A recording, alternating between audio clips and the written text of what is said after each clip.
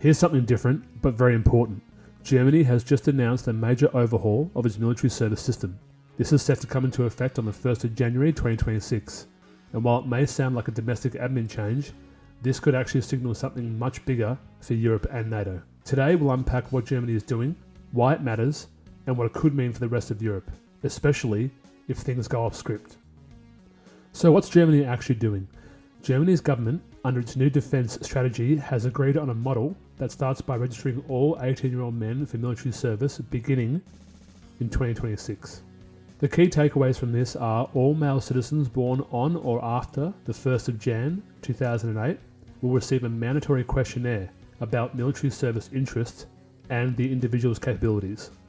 They will undergo medical screening to determine fitness for service, and while the law emphasises that service remains voluntary initially, there's a clear path to conscription-style service if recruitment numbers fall short.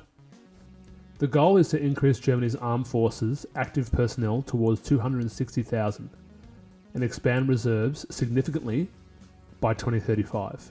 Basically, in short, Germany is shifting from a purely volunteer army to a system prepared for large-scale manpower mobilisation. Now, why does this all matter? This isn't just about Germany filling ranks, it's a strategic pivot. Germany has to meet NATO obligations.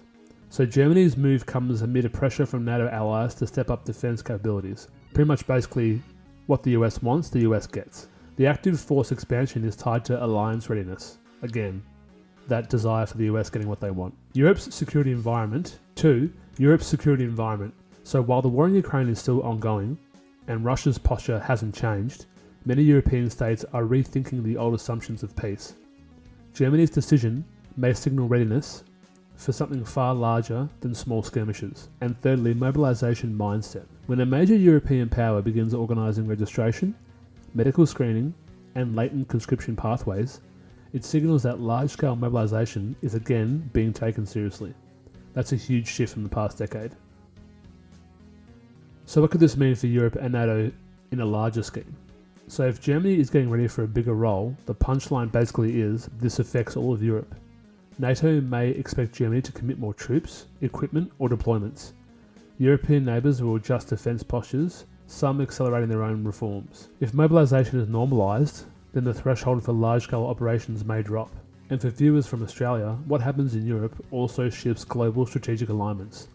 So think about stuff like supply chains, defence technology, training cooperation, and possibly involvement from allies further afield.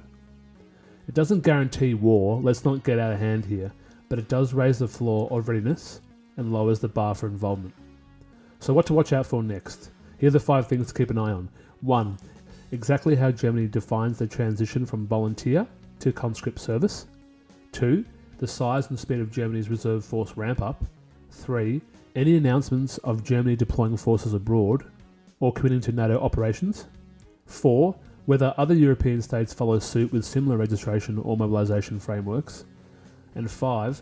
Whether the German parliament enacts legislation that triggers mandatory service in future years. If more countries start mirroring Germany's model, this isn't just reform, it's a continent-wide shift. So that's been your diplomatic current for today. Germany's military service reboot could be small paperwork now, but the ripple effects might be much larger. Watch this space, we certainly will be. I'll be back on Monday with another deep dive. Thanks for tuning in to Dig Deeper, where we unpack the week's power plays. Sources in the description below.